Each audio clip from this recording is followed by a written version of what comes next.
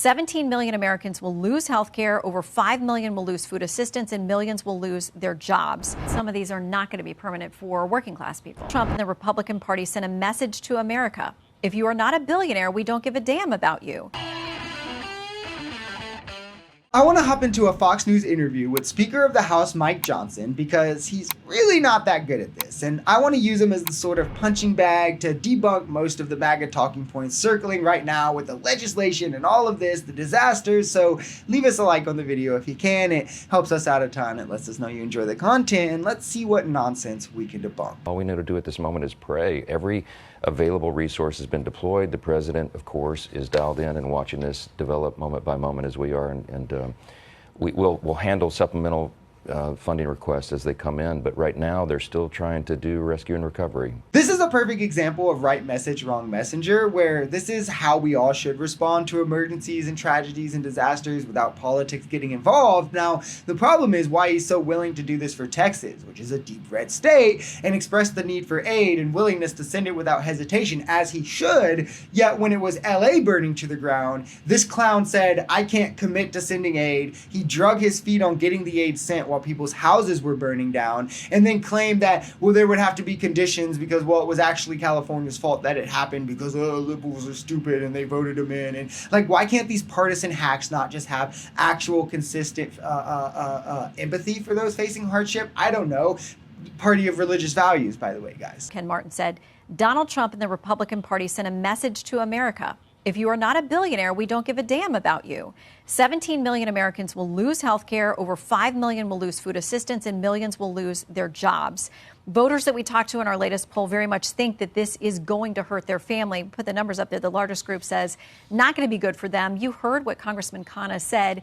It's going to make health insurance higher. People are going to lose the assistance they need. And so even if there are tax breaks built in for these different groups, the net offset is a negative. I love my friend Ro Khanna, but he and the DNC chair there are sharing old, tired talking points. This is what they say every time there's Republican legislation having anything to do with taxes. Yeah, guys, I wonder why Democrats and all economic analysis says the same thing about tax cuts every time they come around. It's almost like all those pesky scientists who say the same thing about evolution. Every time the topic comes up, they all just say it's real. I mean, it's almost like historically Republicans create less GDP growth, less wage growth, less jobs, but have caused more debt in all but one of our recessions while trying to force through tax cuts every time. It's almost like they say it because it's true. And the idea that like, oh, here's this one woke economist or one woke, budget model that we can't trust it's not true, but that is at least plausible, right? But like, you have to realize what he's saying and what MAGA is saying in this is like the idea that they're all, a bunch of them are conspiring together to be against tax cuts and Trump because they're woke liberals.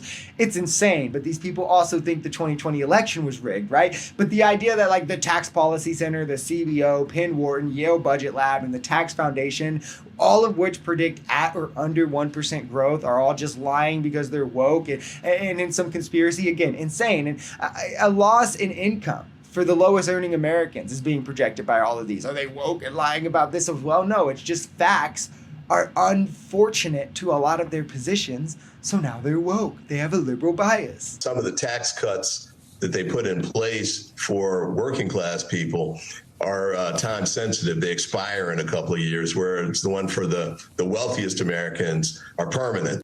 So what about that point that some of these are not going to be permanent for working class people? No, I don't think he read the bill. It's 940 pages, so I would give some grace on that. Well, if he was listening on the Senate last Sunday, they were reading it. Yeah, you're right, for 19 hours or whatever it took. Notice how he doesn't even try to address the point. This must be in the MAGA script that they're all given for their interview rounds they're doing. Scott Bessent in the video we watched earlier did the same thing. He just goes right to fake data and MAGA talking point because there's no answer, right, for how this big, beautiful bill that they're supposedly only doing because they care so much about the working class and it benefits the middle class so much, and that's why Republicans care about it. And it just so happens that all the working class tax cuts are temporary that Trump promised, including the child tax credit. But then he keeps the tax cuts for the wealthy permanent. Like, was that just a little oopsies? Like, wasn't an accident? Was it the Democrats' fault, right? And on no tips and overtime, it's just tax credit. So it's not more money being put in your pocket every paycheck.